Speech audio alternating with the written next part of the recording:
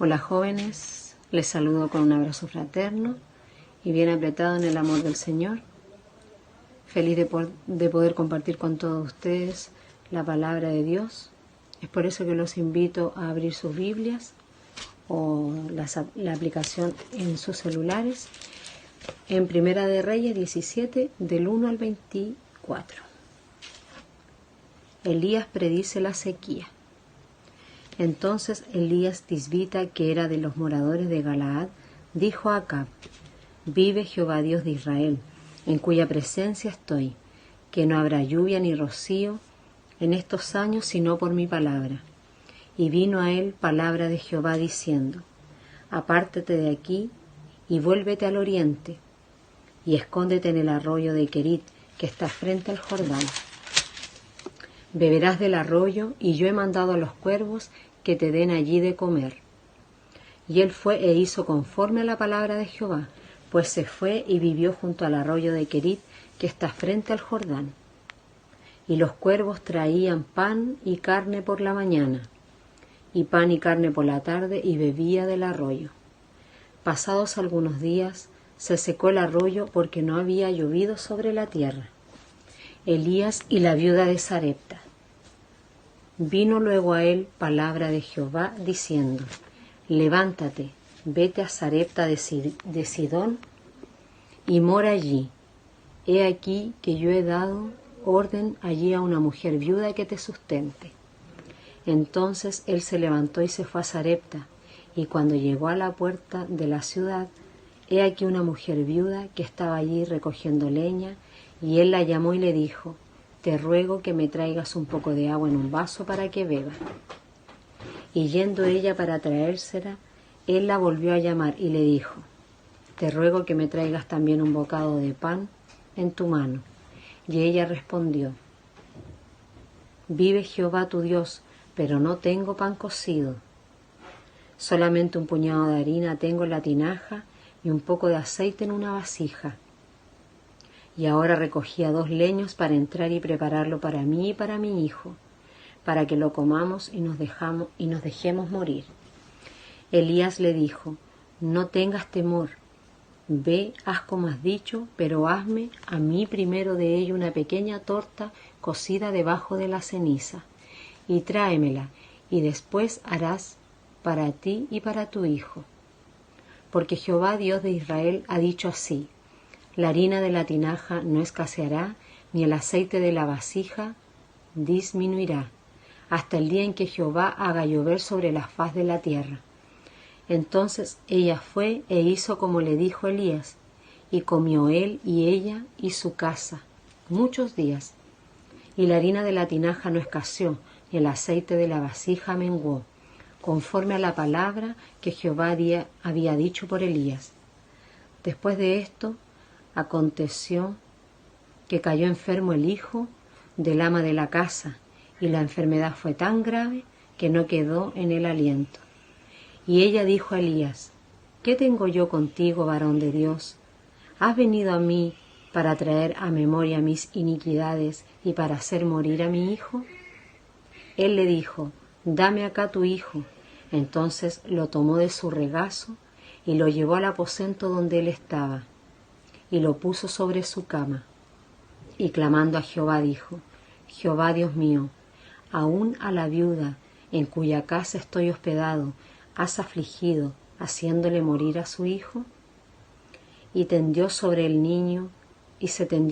niño 3 veces. Y clamó a Jehová y dijo: Jehová Dios mío, te ruego que hagas volver el alma de este niño a él. Y Jehová oyó la voz de Elías, y el alma del niño volvió a él y revivió. Tomando luego Elías al niño, lo trajo del aposento a la casa, y lo dio a su madre, y le dijo: Elías, mira, tu hijo vive. Entonces la mujer dijo a Elías: Entonces conozco que tú eres varón de Dios, y que la palabra de Jehová es verdad en tu boca. Le damos gracias al Señor por poder compartir su palabra y fortalecernos en ella, sobre todo ahora en estos tiempos. Quise elegir este texto bíblico ya que me llama mucho la atención la ferviente fe de Elías hacia el Señor, porque a pesar de las dificultades que se le podían presentar, él confiaba plenamente en Dios. ¿Y eso cómo lo conseguía? Con la oración. De hecho, parte diciendo en el versículo 1, vive Jehová, Dios de Israel, en cuya presencia estoy. Al decir esto nos muestra la comunión que tiene con el Señor, y es ahí en donde debemos detenernos un poco. Así como Elías, debemos orar al Señor para que nos guíe y acompañe en distintas situaciones que se nos presentan a diario en nuestras vidas.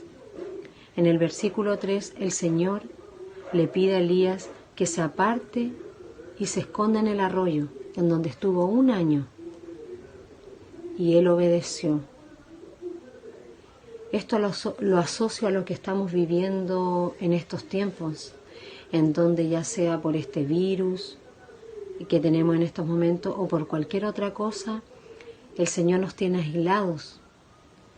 Si bien estamos con nuestro círculo más cercano, ya sea un hermano, tu mamá, tu papá, y en muchos casos, como en el mío y algunos jóvenes también, que trabajan, colegas,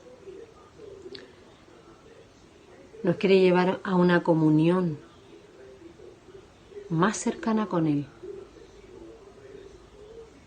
Y este es el momento en donde debemos analizar nuestra vida, ver si nosotros estamos haciendo lo que realmente Dios nos pide para nuestra vida.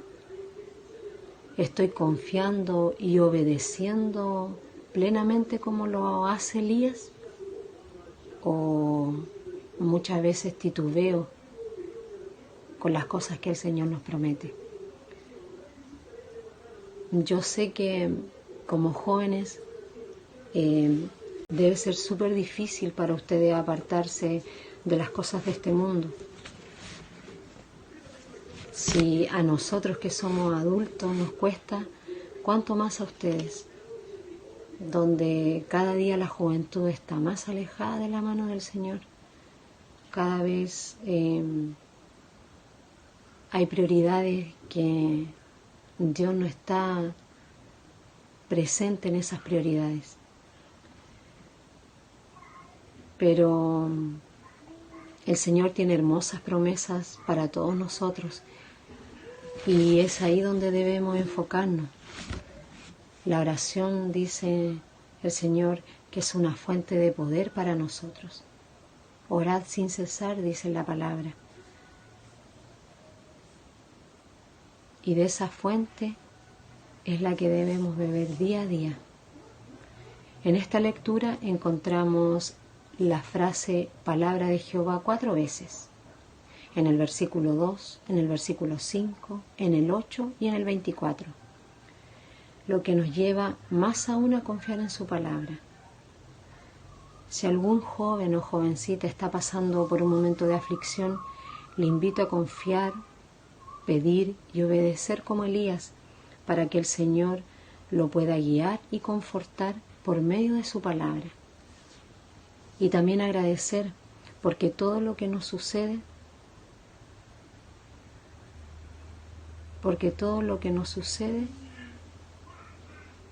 es por algo. Nada es porque sí. Tenemos un Dios soberano que nos dice en su palabra en Romanos 8:28, y sabemos que a los que aman a Dios, todas las cosas le ayudan a bien. Puede que lo que estés pasando en estos momentos sea, a nuestros ojos, algo sin salida, pero para Jehová todo es posible. ¿Y qué tienes que hacer tú? Orar con confianza en Él. El Señor nos pide, aparte de que el Señor sabe cada una de nuestras necesidades, nos llama a la oración y muchas veces somos débiles. porque podemos darle prioridad a otras cosas, pero en las cosas del Señor nunca tenemos tiempo. Y cuando logramos tener ese tiempo, o lo hacemos a la rápida, o nos da sueño, o simplemente no lo hacemos. Pero el Señor nos manda a que confiemos en Él, a que sea cual sea la dificultad, Él va a estar con nosotros. Y hoy creo que Él nos está enseñando a darle una mejor mirada a las cosas que realmente importan en esta vida. Y que con Él todo es posible. Para ir concluyendo, me enfoco en el versículo 24, en donde la mujer le dice a Elías: ahora conozco que tú eres varón de Dios y que la palabra de Jehová es verdad en tu boca.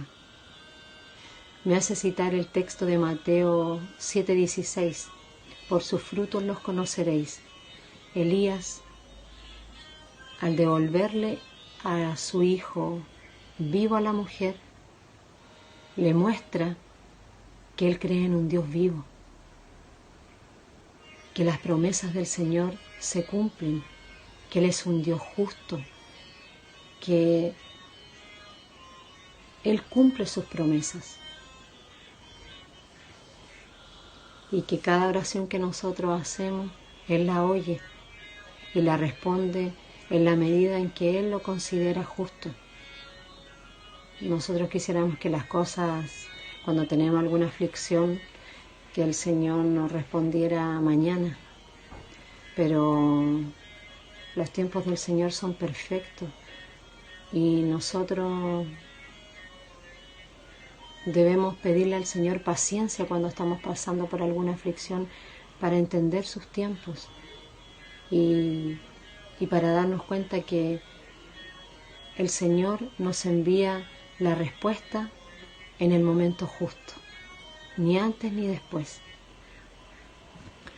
Como una manera personal, quería comentarles de que yo vengo de una familia católica.